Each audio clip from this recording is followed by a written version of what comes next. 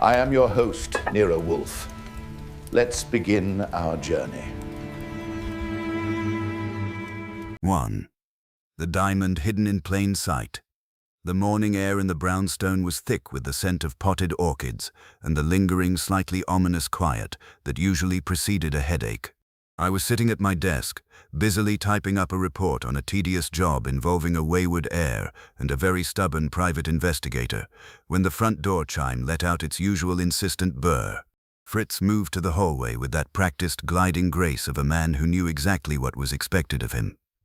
I didn't bother to look up until the heavy oak door creaked open and the visitor stepped into the foyer. He wasn't the sort of client who usually graced our doorstep. He was tall, stiff, and carried himself with the kind of nervous precision that suggested he had spent his entire life waiting for someone else to tell him what to do. He was dressed in a suit that was expensive but lacked the flair of a man who picked it out himself, and his eyes had a darting quality that made me think he'd spent a great deal of time checking for shadows behind his own back. Wolfe was in his chair, naturally, having already spent the better part of 3 hours tending to his beloved Miltoniopsis orchids. He didn't look up from his ledger as the man approached, his massive frame perfectly still, his eyes focused on a particularly stubborn bloom. I stood up, leaning against the edge of my desk, and gave the visitor the once-over. He looked like he'd been scrubbed with wire wool and then pressed under a heavy weight. He didn't speak immediately, clearly intimidated by the sheer lack of interest emanating from the man behind the desk. It was a classic opening move in the Nero Wolfe theater. Let the client squirm until they were practically vibrating out of their shoes, and then, if the mood struck, offer them a seat. Finally, Wolfe sighed, a sound that could have deflated a small dirigible, and shifted his bulk slightly. He didn't look at the man, but his voice came out crisp and demanding, as if he were annoyed that the air in the room had been disturbed by something as mundane as a human problem. "You have arrived at a very inconvenient hour, sir. My morning schedule is entirely occupied by the demands of the greenhouse. My afternoon is reserved for digestion and deep meditation. If you have come to inquire about the weather, I suggest you consult the newspaper. If you have come to hire me, I suggest you state your business with a brevity that respects the sanctity of my time." The man stiffened further, his knuckles turning white as he gripped the handle of a small, leather-bound briefcase. He cleared his throat, a dry, raspy sound that barely filled the space between us. "My name is Arthur Pendergast, Mr. Wolfe. I am the butler for the estate of Silas Vane. I have been in his service for 30 years, and I have never once had reason to doubt the security of his household. But as of yesterday evening, that security has been irrevocably shattered. A diamond, a stone of immense historical significance and personal value, has vanished from his private collection. It was sitting in plain sight on his mahogany writing desk, yet it vanished while the room was supposedly occupied. I have been accused of the theft, and the local authorities are currently waiting for me to provide an alibi that I cannot possibly substantiate without implicating someone I have served for 3 decades. I do not care about my reputation, Mr. Wolfe, but I care a great deal about the truth." Wolfe finally looked up, his lips pursed in that expression of mild distaste he reserved for anything that required him to exert his intellect on behalf of a stranger. He didn't ask about the nature of the diamond, and he didn't ask why the police were involved. Instead, he simply tapped his fingers against the arm of his chair and stared at the ceiling for a long, uncomfortable moment. It was a performance, of course. He was already processing the information, filing away the details, and deciding whether or not the puzzle was worth the effort of lifting his head. I watched him, waiting for the inevitable show of arrogance that would either send Pendergast out the door or lead to a check being written. I knew the signs by now. When Wolfe looked at the ceiling like he was counting the rafters, he was already hooked. He just needed to make sure he looked like he was being dragged into it against his will. 2. A disruptive guest. The transition from the initial hook to the realization that the brownstone was about to become the epicenter of a very peculiar storm was marked by the familiar cadence of a house in order. Fritz continued his preparations for lunch with a single-minded devotion that suggested the fate of the nation was less important than the proper reduction of a veal stock. Meanwhile, Archie Goodwin, that would be me, found himself in the uncomfortable position of playing buffer between a man whose world had just collapsed and a man who treated every client as a necessary evil to be tolerated until the check cleared. Pendergast remained seated on the edge of the yellow chair, his posture so rigid I half expected him to snap in half if he breathed too deeply. He had finished his initial statement, leaving the silence in the office to thicken like cold gravy. I watched Wolfe, whose eyes were closed, his fingers joined in the familiar arch over his center, contemplating the nature of 30 years of service suddenly upended by a missing piece of jewelry. The study of Silas Vane sounded like the sort of place where things didn't just walk away, and yet here we were.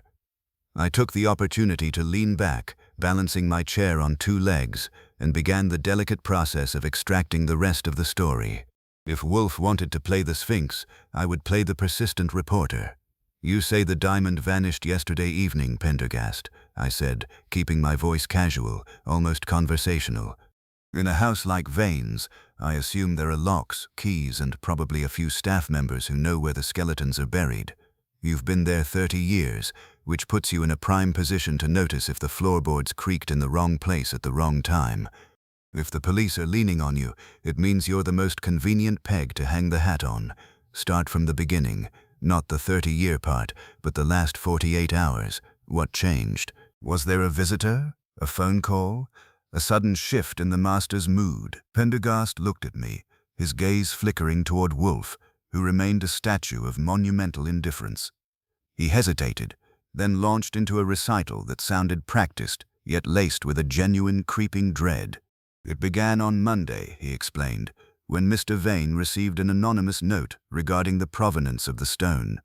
He didn't share the contents, but I saw the expression on his face, a mixture of anger and a cold, calculating fear I had never seen before.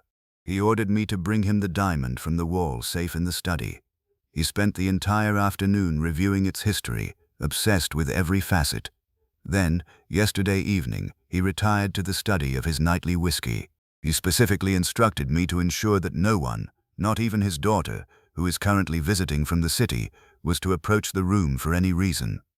I adhered to that command, Archie. I stayed in the kitchen, meticulously polishing the silver service for the upcoming weekend. When I finally brought him his evening tea at 10, the study was unlocked, the desk was bare, and the stone was gone. Mr. Vane was sitting in his chair, staring at the empty air, and when he saw me, he didn't call the police. He looked at me, his eyes hollow, and asked why I had betrayed him. Wolfe finally opened his eyes, the heavy lids lifting just enough to suggest he was no longer thinking about orchids. "Betrayal is a heavy word, Mr. Pendergast," he murmured, his voice a low rumble that seemed to vibrate through the desk. "It implies a degree of intimacy that often precedes a total collapse of character. You claim you were in the kitchen, yet you were the only individual with a key to the study besides Mr. Vane. The police are not irrational for focusing their attention on you. Tell me, is there anyone else who might have possessed a duplicate key? And more importantly, why does a man of 30 years' service come to me, rather than seeking a lawyer or perhaps fleeing the city? You are asking me to prove your innocence, which inevitably leads to the discovery of the true perpetrator. You understand the implications. If I find the thief, the betrayal you speak of will be exposed in all its ugliness. You are essentially asking me to burn your employer's house to prove you didn't steal the matches." The butler nodded slowly, his face drained of any remaining color. "I have nothing to hide, Mr. Wolfe. The accusation is a stain on my life's work, and I will see it washed clean, regardless of the consequences for the Vane family. My life has been spent ensuring the order of that house. If that order is a lie, I would rather know the truth than continue to serve it. As for the key, there are no duplicates. Mr. Vane keeps his on his person at all times, and the only other key is locked in the pantry safe, which I alone have access to. I checked that safe this morning. The key is still there. It is a locked room mystery in the most literal, maddening sense. I am the only one who could have walked through that door, yet I know, with the absolute certainty of a man who knows his own hands, that I did not take that diamond." I looked at Wolfe, waiting for the crack of a smile or the sudden spark of interest that signaled a case was beginning to take root in his mind. He didn't smile, but he did shift his position, his massive body settling deeper into the chair, his gaze fixed on some point in the middle distance. It was the look of a man who was already mapping the room, the suspects, and the hidden motives. The brownstone felt smaller, tighter, as if the walls were leaning in to hear the conclusion of the conversation. I knew what was coming next. The questions about the daughter, the contents of the diamond's history, and the inevitable moment where Wolfe would decide to charge a fee that would make Pendergast lose his breath. He liked cases that were neat, puzzles that could be solved with intellect rather than chasing ghosts in the street. And this, by the sound of it, was as neat as a freshly pressed suit. 3. The circle of ambition. The atmosphere in the office had shifted from the clinical stillness of an inquiry to the heavy, pressurized quiet that precedes a storm. Nero Wolfe was in his element, treating his office like a courtroom of wit. After a silence that lasted long enough for me to count the dust motes dancing in a shaft of afternoon sunlight, he finally turned his attention back to Pendergast. The butler had remained frozen, a monument to 30 years of loyal service and current bewilderment. Wolfe's voice, when he finally deigned to speak, was as smooth as expensive brandy and just as intoxicatingly dangerous. He began to dissect the household of Silas Vane with the precision of a surgeon who has no intention of stitching the patient back up afterward. He didn't start with the crime itself, which was typical. Instead, he forced Pendergast to catalogue every soul currently under the Vane roof. It was a quartet of potential trouble, or so it seemed once the butler finished his hesitant roll call. Aside from Silas Vane himself, a man whose wealth was matched only by the intensity of his suspicion, and the accused butler, there were 3 others. First, there was Eleanor Vane, the daughter, who had arrived from the city with a set of problems that sounded like she was hiding them behind a veil of social grace. Then came Julian Thorne, a business associate of Vane's who had been lurking around the estate for the better part of a week, supposedly to discuss a merger that had never actually materialized. Finally, there was the live-in secretary, a young man named Elias Croft, whose devotion to Vane was whispered to be even more intense than the butler's, though for entirely different, more ambitious reasons. Wolfe listened, his heavy eyelids lowered, and every time Pendergast paused, he would prompt him for more. He wanted to know about the temperaments, the small slights, the unspoken rivalries that festered in the grand rooms of the Vane estate. I took notes, my pen scratching across the pad, mapping out the relationships. It was a closed system, the kind of environment where friction inevitably led to fire. Pendergast spoke of the daughter with a mix of pity and exasperation, noting her frequent hushed phone calls and her desperate need to avoid her father's scrutiny. Regarding Thorne, he was blunt. The man was a shark in a tailored suit, looking for a weakness in Vane's armor. And as for Croft, the secretary, Pendergast's voice turned cold. The young man was a sycophant, an opportunist who had spent the last year whispering into Vane's ear, slowly turning the old man against everyone, including the staff who had been there for decades. It was becoming clear that the theft of the diamond was merely the symptom of a deeper rot. Wolfe leaned back, his eyes closing entirely now, as if he were visualizing the house itself. "You have described a nest of vipers, Mr. Pendergast," he murmured, his tone devoid of judgment, but heavy with implication. "A man does not keep a stone of such immense value sitting on his desk for 30 years, unless he is holding the keys to the kingdom, or perhaps the skeleton keys to the graveyard. This diamond you refer to, this catalyst for the sudden change in your master's behavior, what was the nature of its history? You do not need to have read it, but you have served this man for a generation. You know his worries better than he knows them himself. What does Silas Vane fear losing more than his money?" Pendergast shifted, his face tightening. "I believe it was evidence of a past indiscretion, Mr. Wolfe. Not of a criminal nature, perhaps, but something that would destroy the standing he has spent his life building, Mr. Vane is a man of immense pride. He believes his story is as flawless as the accounts he manages. If that stone represents proof that he is not the man he presents to the world, then the thief has not just stolen property. They have stolen his identity. The fear I saw in his eyes was not the fear of a man who had lost his fortune. It was a man's fear that had finally been unmasked. And he looks at me and sees the one person who has had the opportunity to witness his life from the shadows. He is not just looking for a thief.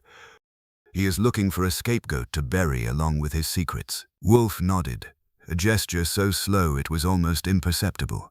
A classic defense mechanism. If the truth is to be buried, it is best to place the blame on the individual most likely to have known where the shovel was kept. "Archie," he said, his voice caught my attention.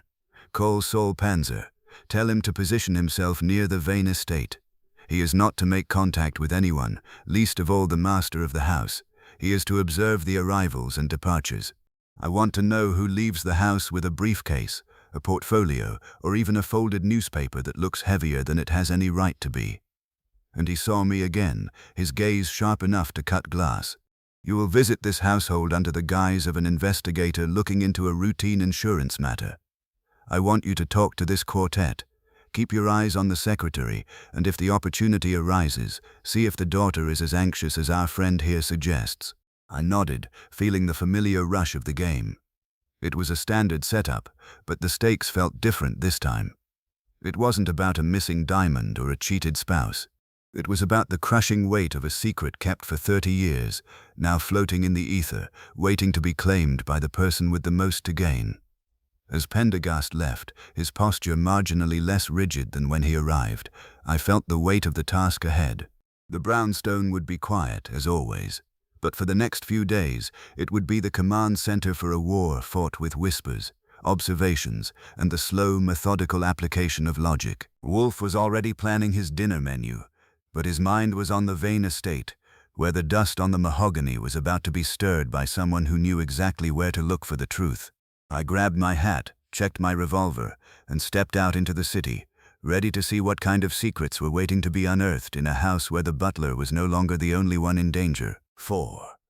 Archie's unseen trails. The drive out to the Vane estate was a lesson in how quickly the city could give way to the kind of suffocating isolation that only the truly wealthy can afford. As I navigated my coupe through the winding, tree-lined lanes of the suburbs, a thick, slate-gray sky began to weep a persistent, chilly rain. It wasn't the kind of storm that made headlines. It was a dreary, insistent drizzle that turned the world into a smudge of muted colors and blurred edges. It was, I decided, exactly the kind of weather that made people nervous, the sort of backdrop that turns a simple conversation into an interrogation. I parked the car a respectable distance from the Vane gate, took a moment to check my reflection in the rearview mirror, and adjusted my hat. If I was going to be an insurance investigator, I needed to look like a man who was burdened by paperwork and a lack of imagination. The estate was a sprawling, stone-clad monstrosity that looked less like a home and more like a fortress built by someone who expected an attack at any moment. As I walked up the long gravel path, my shoes crunching rhythmically against the wet stone, I felt the familiar itch of observation. Saul Panzer was out there somewhere, likely tucked into a thicket of rhododendrons, his eyes doing the work that 10 policemen would miss. I reached the front door and pressed the bell, listening to the chime echo through the cavernous interior. When the door opened, it wasn't Pendergast who greeted me. It was a man who looked like he had been put together in a hurry. Sharp angles, nervous energy, and eyes that didn't seem to focus on anything for more than a second. He was thin, younger than I expected, and wearing a suit that was just a little too sharp for a man who spent his days as a secretary. This had to be Elias Croft. He looked at me with a mixture of suspicion and boredom, his hand resting on the edge of the door as if he were prepared to slam it in my face at the first sign of trouble. I gave him my most practiced, toothy grin, the one that suggested I was just a tired man trying to earn a paycheck. "I'm with the firm handling the Vane property assessment," I said, handing him a card I'd had printed up a few years back for occasions just like this. "I'm here to finalize the audit on the recent security breach. Mr. Vane requested an inventory update." Croft's expression didn't change, but I saw his fingers tighten on the wood. "The security breach," he repeated, his voice thin and dry. "That's a delicate way to put it. Mr. Vane is currently in no mood to discuss inventory. He's under the weather, and the house is effectively on lockdown. You'll have to come back when the air is clearer." I started to argue, the classic, persistent, annoying insurance man routine, but he cut me off with a sharp wave of his hand. "I don't make the rules," he said, "but I enforce them. Mr. Vane is not to be disturbed. If you want to talk to someone, talk to the police. They're still hovering around the perimeter like vultures." I backed off, letting my shoulders slump a little, looking every bit the defeated drone. "Fine," I said, "but I'm going to need to make a note of this refusal in the file. If there's another incident, the firm isn't going to be happy about the lack of cooperation." I made a show of scribbling something in my notebook, all the while taking in the hallway. It was elegant, cold, and smelled of lemon polish and old trapped air. I caught a glimpse of a woman standing at the top of the grand staircase, Eleanor Vane. She was watching us, her hand resting on the banister, her expression unreadable. She looked like a woman waiting for a bomb to go off, and for a split second I thought I saw a flash of something in her eyes. Not fear, but a desperate, calculating hunger. She turned and vanished into the shadows of the upper floor before I could do more than offer a nod. Croft didn't see her. He was too busy trying to get rid of me. He shut the door with a finality that echoed in the empty drive. I walked back to my car, my mind working over the scene. The atmosphere in that house wasn't just tense, it was vibrating with a frequency that suggested everyone in it was waiting for the other shoe to drop. Croft was nervous, the daughter was volatile, and Vane himself was barricaded in his study, likely tearing his hair out over the missing diamond. I climbed into the driver's seat, pulled out my notebook, and scribbled down the observations. It was when I was backing out onto the road that I saw him. Saul was leaning against a utility pole 100 yards down, his collar turned up against the rain. I pulled over, and he slid into the passenger seat without a word, smelling of damp wool and wet earth. He didn't look at me, just stared straight ahead at the rain-slicked road. "You were right, Archie," he said, his voice a low, gravelly rasp. "There's a lot of movement for a house that's supposed to be under lockdown. About 20 minutes ago, a man in a grey sedan pulled up to the side entrance. He didn't ring the bell. Someone met him there, a woman, I couldn't be sure if it was the daughter or a guest, and they handed him a small, velvet-lined box. He didn't hang around. He drove like the devil was chasing him." I felt the prickle at the back of my neck. That wasn't the police. That was the missing piece, or at least a piece of it. I looked at the house one last time, the grey stone looming through the rain, and started the engine. We didn't have the diamond yet, but we had a thread, and in my experience, if you pull on a thread hard enough, the whole garment eventually comes apart. Wolfe was going to have a field day with this. I didn't know what was in that stone's history, but I knew that someone was trying to sell it, and someone else was trying to kill it. The rain was picking up, and the night was closing in. But for the first time since Pendergast walked into the office, I felt like we had a clear target. We were moving, and that was always better than sitting still. 5. The fragile ledger. When I got back to the brownstone, the atmosphere was thick enough to slice with a butter knife. I found Wolfe in his usual place, though the tension was palpable. He was staring at a Vanda orchid that seemed to have offended him by failing to bloom on schedule. I didn't wait for him to acknowledge me. I pulled my chair up to his desk, tossed my notebook onto the polished wood, and gave him the full report, starting with the nervous energy of Elias Croft and ending with Saul's observation of the handoff in the rain. Wolfe didn't interrupt, but as I spoke, his fingers drummed a slow, uneven rhythm against the arm of his chair. By the time I mentioned the grey sedan and the velvet-lined box, his eyes were closed, his head tilted back in that posture of deep strategic contemplation that always preceded a move. Once I finished, the silence in the office stretched out until I could hear the faint ticking of the clock in the hallway. Finally, Wolfe opened his eyes. He wasn't looking at me, but at the empty space where the diamond had once lived in his mind. The theft of an object of such historical significance is never merely about the material value, Archie, he said, his voice a low, resonant rumble. It is the leverage it provides. If someone is handing off a velvet-lined box in the rain, they are not acting out of a sudden, desperate urge to unburden themselves. They are negotiating. They are playing a game of chicken with someone who has something to lose.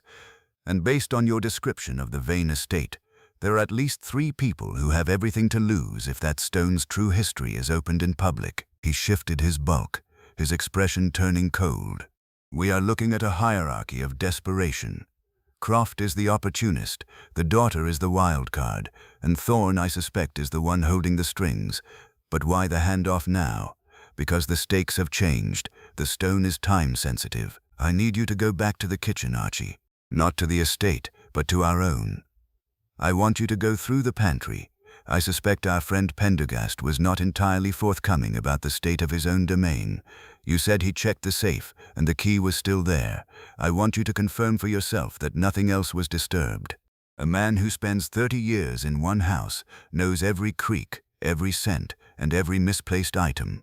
If he didn't steal the diamond, someone who knew his routine did, and they left a signature. I did as I was told, heading down to the kitchen where Fritz was busy preparing a soufflé that looked like it belonged in a gallery rather than an oven. I didn't mention the investigation. I just moved through the space, looking for anything that seemed out of place. It was a fool's errand, or so I thought, until I reached the spice rack near the back pantry. There, tucked behind a jar of dried marjoram, was a small empty canister that looked like it had been opened with a pair of pliers. It was for herbal infusions, the kind Pendergast used to soothe the old man's nerves in the evening.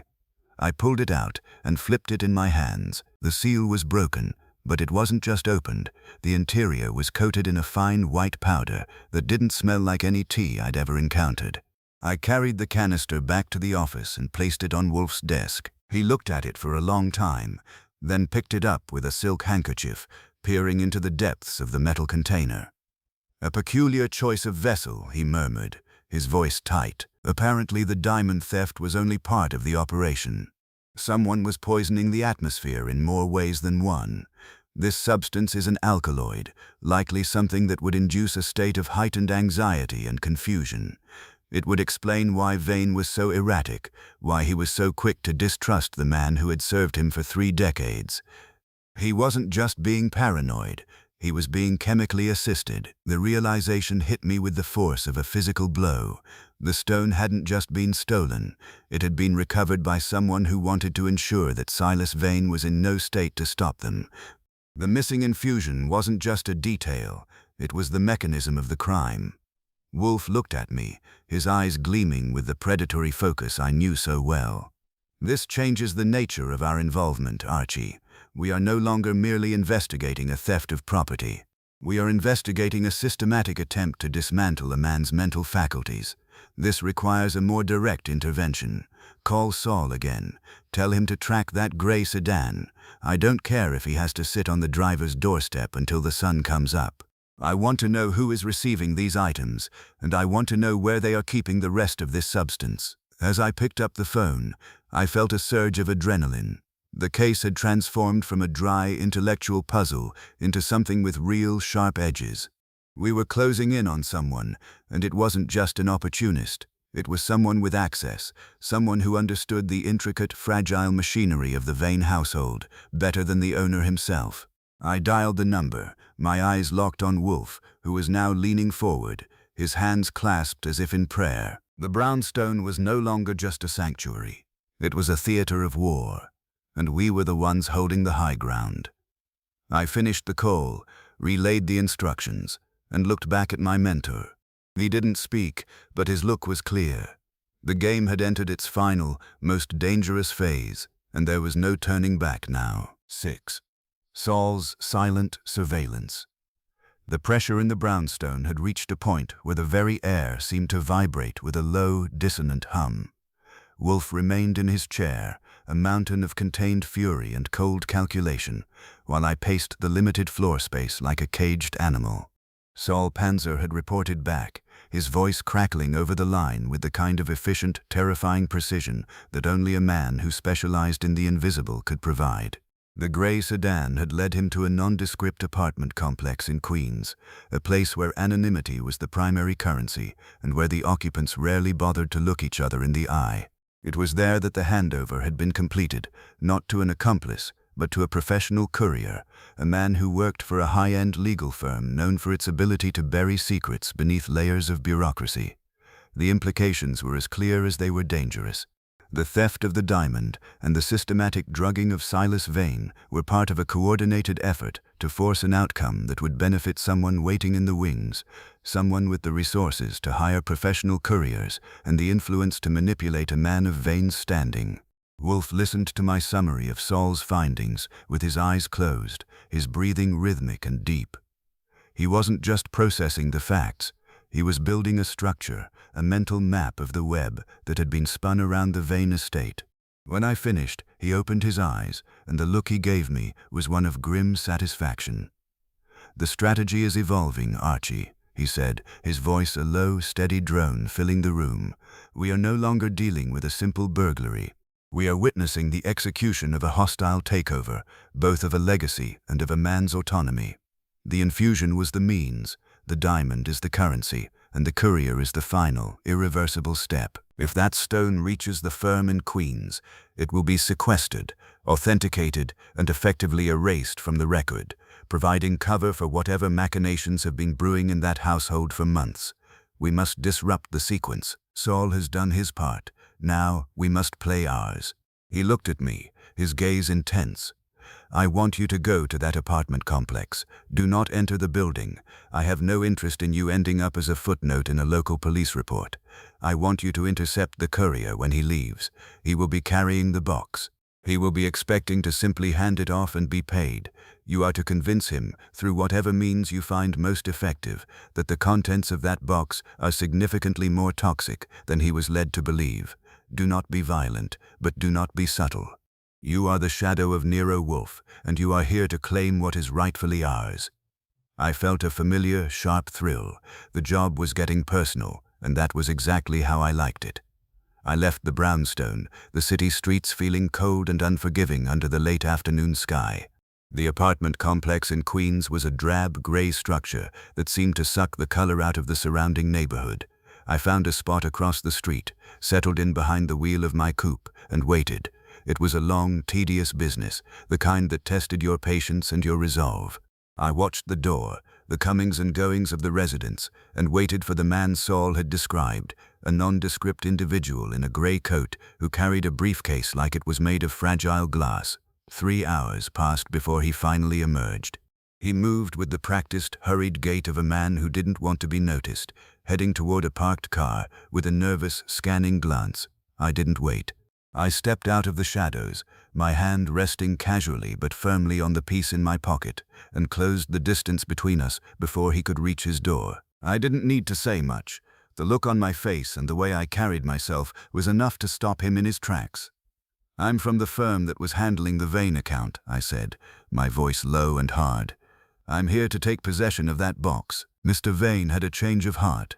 "The item is being redirected to a more secure location." The courier paled, his eyes darting to my hand in my pocket. He didn't argue. He knew when he was outmatched, and he certainly wasn't about to risk his career or his life for a job that had felt wrong from the very first handoff. He handed over the briefcase, his hands trembling slightly, and didn't wait for a second invitation. He backed away, scrambled into his car, and peeled out onto the street, leaving me standing there on the sidewalk, the prize securely tucked under my arm. It was done, but the real test was only just beginning. I headed back to the brownstone, the weight of the box in my hands feeling heavier with every block. I didn't open it. That was a privilege reserved for the man who was currently waiting for me in the office. The game had entered its final, most dangerous phase. 7. The Master's Gambit. The office was filled with the heavy, lingering scent of old paper and the sharp, metallic tang of the velvet lining from the box I had reclaimed. Wolfe sat motionless, his eyes scanning the contents of the container with a focus that was almost physically palpable. I stood by the door, nursing a drink I didn't particularly want, watching the man who could dismantle a human life simply by rearranging the facts. He took the diamond out with a pair of silver tweezers, held it up to the light, and turned it slowly. It caught the afternoon sun, casting a harsh, prismatic light across the dark wood of his desk. He looked at it for a long time, then placed it back and closed the box with a soft, final thud. He didn't speak immediately. He merely looked at me, his gaze intense, as if he were trying to measure whether I was prepared for the weight of what he had just uncovered. "The structure of the deception is elegant, Archie," he said, his voice a low, steady rumble that seemed to anchor the room. "It is a geometry of guilt, where every angle is designed to deflect attention away from the center. Vane was not merely a victim of a theft. He was the victim of a long-term erosion, a campaign designed to isolate him from his only loyal confidant, our friend Pendergast, so that the conspirators could maneuver him into an irreversible financial decision. The stone did not just hold historical value. It was a physical representation of an asset that was being used to collateralize unauthorized loans. The secretary had been siphoning funds, and when he realized that Vane had finally begun to suspect the discrepancies, he orchestrated the theft of the diamond and the systematic poisoning to ensure the old man would be too incapacitated to notice his own ruin. I felt a cold shiver run down my spine.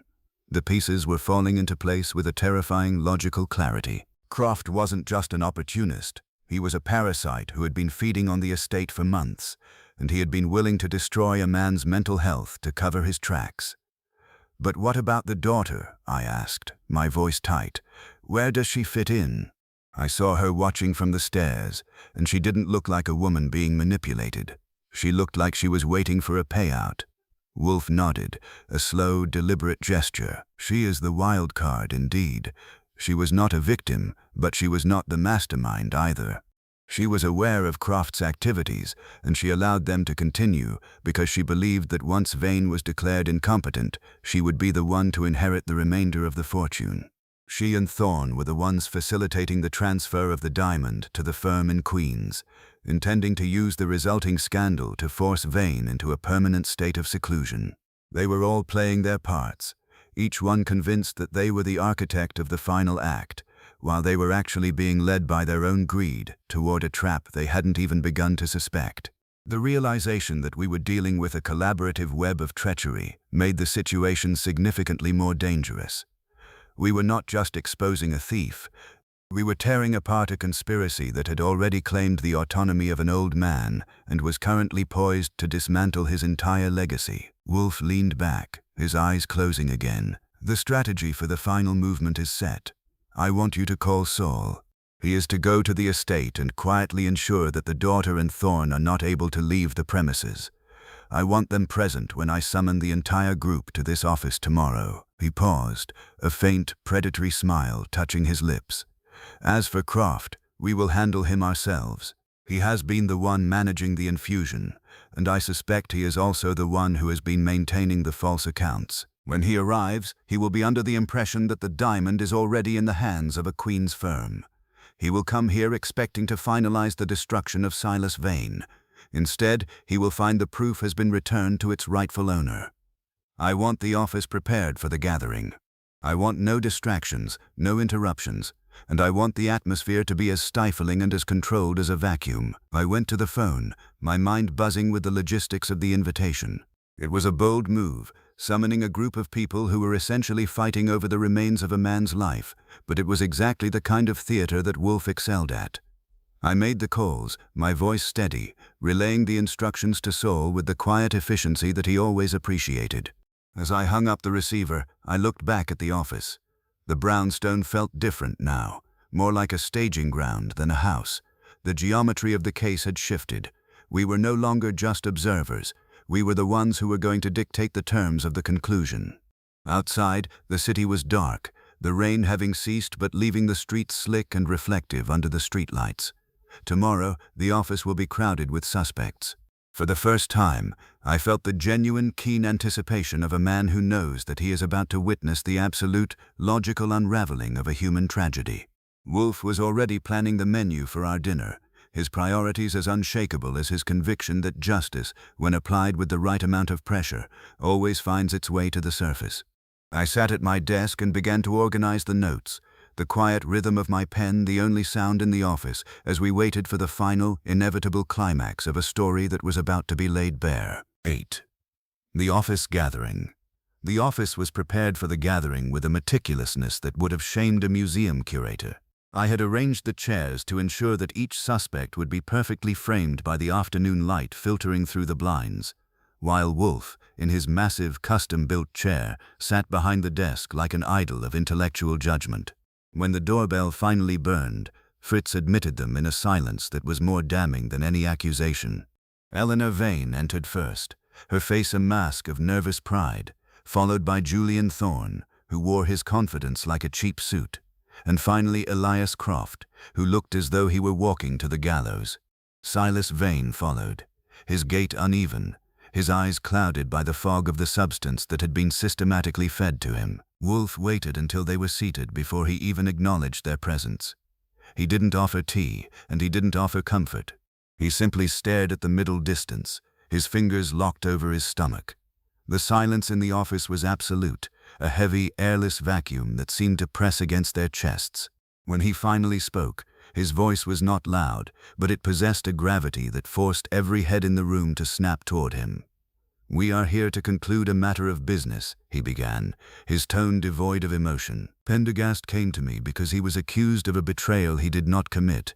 He came to me because his life's work was being dismantled by those who believed that power is best served in the dark and behind the backs of those who have built it." He reached into the folder on his desk and pulled out a single sheet of paper, but he didn't look at it. He was focused on Croft. The secretary didn't move, but the color drained from his face until he looked like a statue carved from chalk. "You thought you were clever, Mr. Croft," Wolfe continued. "You believed that by siphoning off the funds and systematically drugging your employer, you could force him into an incompetency hearing that would allow you to control the remains of his estate. You and your partners, the daughter and Mr. Thorne, operated on the assumption that a man who has lived as long as Mr. Vane could be easily discarded. You were wrong. A life, even one built on secrets, has a gravity of its own." Eleanor let out a sharp, involuntary gasp, her hand flying to her throat as if to stifle a scream. Thorne stood up, his face hardening, his hands clenched into fists, ready to object. But a single sharp look from Wolfe sent him back into his chair as if he had been struck. "I am not interested in your protestations, Mr. Thorne," Wolfe murmured. "The diamond is in my possession. Every transaction, every unauthorized withdrawal, and every signature you forged is currently being catalogued. The police are not outside because I have not invited them yet. That decision rests entirely with the individual who decides to confess first. If you want to avoid the cold embrace of the legal system, you will tell the truth. Now." The tension in the office was palpable, the kind of friction that happens right before a dam breaks. Thorne looked at the daughter, his eyes narrow and calculating. But she was already looking at the floor, her composure completely shattered. Croft was the first to break, his voice a pathetic, high-pitched whine, as he started to babble about the pressure, the opportunities he'd been denied, and the ease with which he had manipulated the situation. It was a sordid, ugly performance. As I watched him, I felt a wave of disgust. He wasn't a mastermind. He was just a small man who had spent too long feeding on someone else's success. He revealed the method of the infusion, the location of the falsified accounts, and the names of the outside brokers they had been using to launder the stolen money. Once the confession was finished, the room felt empty, even with all of us in it. Wolfe sat back, his eyes closing, the victory achieved with the same effortless precision he applied to his orchids. I stepped forward, ushering a lot of them out the door. Saul was waiting in the hall to ensure they made their way to the authorities without any more detours. Silas Vane remained, staring at Pendergast with a look of profound, dazed relief. The butler said nothing. He simply stood there, his loyalty finally vindicated, the order of his world restored at the cost of the man he had served for 3 decades. After they were gone, the brownstone returned to its natural state. The silence wasn't ominous anymore. It was simply quiet. Fritz had begun the process of preparing dinner, the familiar, comforting sounds of the kitchen drifting through the hallway. Wolfe, having finished his work, was once again looking at his ledger, his mind already drifting toward the evening meal and the bottle of fine red he had been saving for a special occasion. I stood by the desk, listening to the city rumble outside, feeling the weight of the last few days finally lifting. The office felt clean again, stripped of the greed and petty ambitions that had dared to intrude upon the sanctity of 35th Street. We had our home back, and more importantly, we had the satisfaction of knowing that the arithmetic of justice had been solved to the final decimal point. 9. The Unmasked Architect. The aftermath of such a dramatic exit left the office feeling remarkably light, as if a layer of grime had been scrubbed from the floorboards. Silas Vane, now shaking off the lingering mist of his chemical prison, had been escorted out by a pair of men Saul had hired for the occasion, men who looked like they wouldn't hesitate to handle a riot if the need arose. Pendergast had followed them to the door, his posture finally slackening, the heavy metallic rigidity of his duty replaced by a quiet, exhausted grace. He had paused for a moment at the threshold, giving a single solemn nod to Wolfe, a gesture of profound gratitude that required no words, before departing to help his master navigate the wreckage of his life. Wolfe was back in his chair, but the fire had gone out of his eyes, replaced by the serene, almost infantile placidity that always followed a triumph of the intellect. He was currently retending to a cattleya that had been neglected during the officer's occupation, his massive fingers moving with a delicacy that defied his bulk. I, meanwhile, was busy with paperwork. There was the matter of the files I'd collected, the notes on the depositions, and the inevitable long-winded report for the insurance firm that I'd have to invent to keep our cover story consistent. It was a tedious business, but it kept my hands busy and my mind from dwelling too heavily on the ugliness of the afternoon. The sanctity of the brownstone was returning to its natural state. Fritz came in with a silver tray, placing a small glass of beer and a bowl of fresh crackers on the desk, his movements as unobtrusive as a shadow. He didn't ask about the case, and he didn't ask why the office had been filled with the stench of 3 panicked, greedy people only an hour before. He just knew that balance had been restored, and that was enough for him. I poured myself a drink, the glass cool and condensation slicked in my hand, and looked over at my boss. Wolfe was humming a low, tuneless melody, his concentration entirely focused on the plant's roots. It struck me then, as it often did, how little the world outside really understood about the man in the chair. To the police, he was a nuisance. To his clients, he was a miracle worker. To the people we had just cast out, he was a demon of logic. But here, in the quiet of the late afternoon, he was just a man who liked his orchids, his beer, and his solitude. The case had been a disruption, a temporary, irritating intrusion, and now that it was resolved, he had discarded it as easily as one might discard a finished crossword puzzle. There was no residue of triumph in his face, no lingering trace of the battle he had just orchestrated from his seat. I thought about the diamond, now sitting in the safe in the basement, waiting to be turned over to the authorities as evidence. It held the ruins of a family, the wreckage of 30 years of careful deception, and the proof of a betrayal that had almost cost a man his soul. And yet, none of that seemed to touch the office air. The brownstone held no memory of the crimes that were brought to its door. It only held the weight of the order we insisted on maintaining within its walls. I finished my drink and leaned back, watching the shadows lengthen across the floor, feeling the tension drain out of my own shoulders. The city outside was beginning its evening surge, a distant, muffled roar of engines and sirens that felt like it belonged to a different planet. I had my desk, my typewriter, and the certainty that tomorrow would be another day of whatever came next. Wolfe stopped his humming and looked up at me, his eyes bright and alert again, though the predatory edge was gone. "Is the accounting finished, Archie?" he asked, his voice crisp and clear. "I don't care for lingering debris. When the case is closed, the record must be complete. I want no loose ends, no trailing threads of inquiry that might tempt a persistent journalist or a disgruntled lawyer. We have rendered a service. Let us ensure that we are not required to provide a post-mortem." I nodded, already reaching for the folders I'd laid out on the edge of the desk. "Everything is blocked," I said. "Saul is handling the transition to the police, and the evidence is secured. We're clean, Wolfe. We're as clean as if we never knew the vain name." He nodded, satisfied, and returned his attention to the orchid. The silence stretched between us, comfortable and absolute, the kind of silence that only exists between two people who have spent years navigating the dangerous, rewarding currents of the human condition.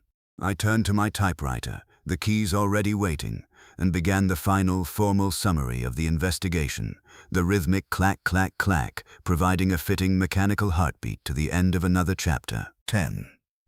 The final digestive. The dinner that followed was, as always, an affair that bordered on the religious. Fritz had outdone himself, presenting a braised capon that practically fell away from the bone at the mere suggestion of a fork, accompanied by a reduction that tasted of history and patience. Wolfe sat at the head of the table, his napkin tucked into his collar, his face a mask of concentrated bliss as he savored each morsel. I sat opposite him, my own plate emptied with a speed that usually drew a silent, disapproving glance from my mentor. But tonight, even he seemed to be in an indulgent mood. The air in the dining room was warm, smelling of savory herbs and the faint, sweet perfume of the flowers that decorated the center of the table. We ate in the kind of silence that only men who have spent the day dismantling a conspiracy can truly appreciate. There was no need for chatter. The events of the afternoon had been processed, filed, and effectively relegated to the past. The brownstone was at peace. The Vane estate was a distant, dying echo of an unpleasantness that no longer held any claim on our attention.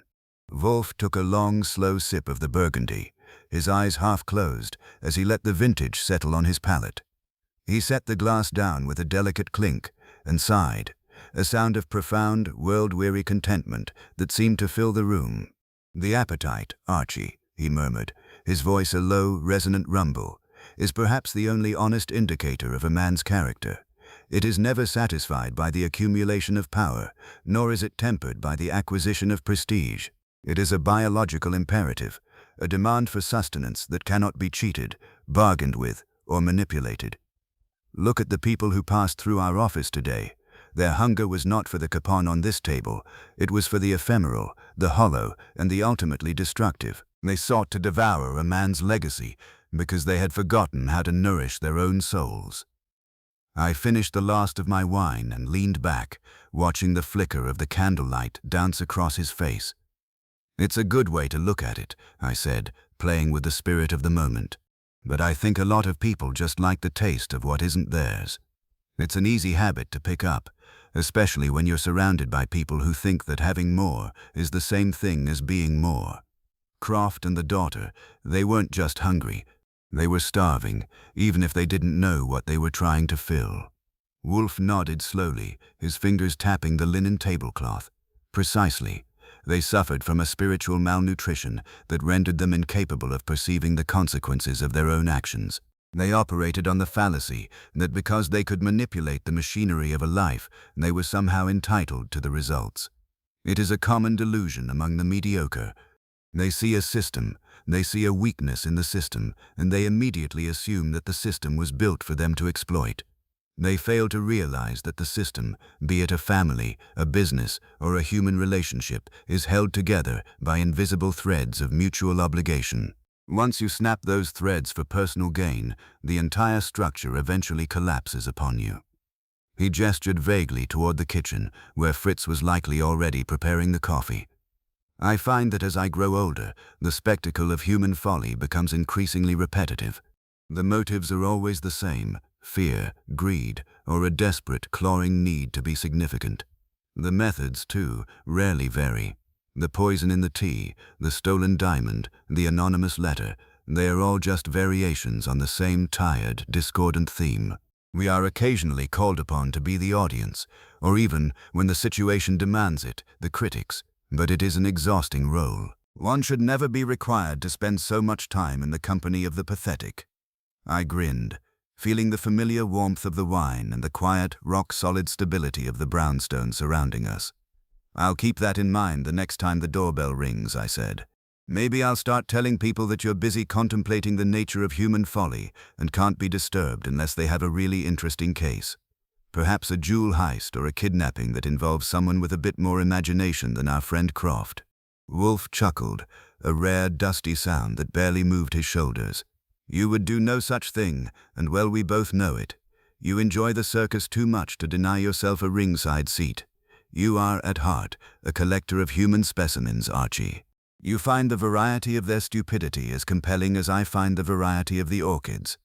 The difference is that I am content to watch the bloom, while you feel the need to document the decay." He stood up, his movements slow and deliberate, and adjusted his vest with a satisfied pat. "The dinner was adequate, Fritz," he called out toward the kitchen, his voice resonant and commanding. "Tomorrow, we shall return to the regimen of the greenhouse.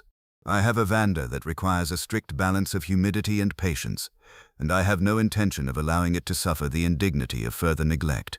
I shall be in the office, but only for the purpose of correspondence. If the phone rings, see that it is someone with a legitimate inquiry into the botanical sciences, or at the very least, someone with the good sense to know when they are out of their depth." I watched him walk toward the study, the massive, imposing figure that had spent the day holding the fate of a fortune in his hands, now entirely focused on the needs of a plant. I stood up, cleared the table, and made my way to the living room, feeling the quiet, settled satisfaction of a man who knows that no matter what tomorrow brings, tonight is secure. The city was still out there, loud and chaotic, but in the brownstone, the rhythm remained unbroken. I let out a long breath, picked up a book, and prepared to close out the night. After all, the orchids wouldn't wait forever, and neither would the next client. But so far, silence was perfect.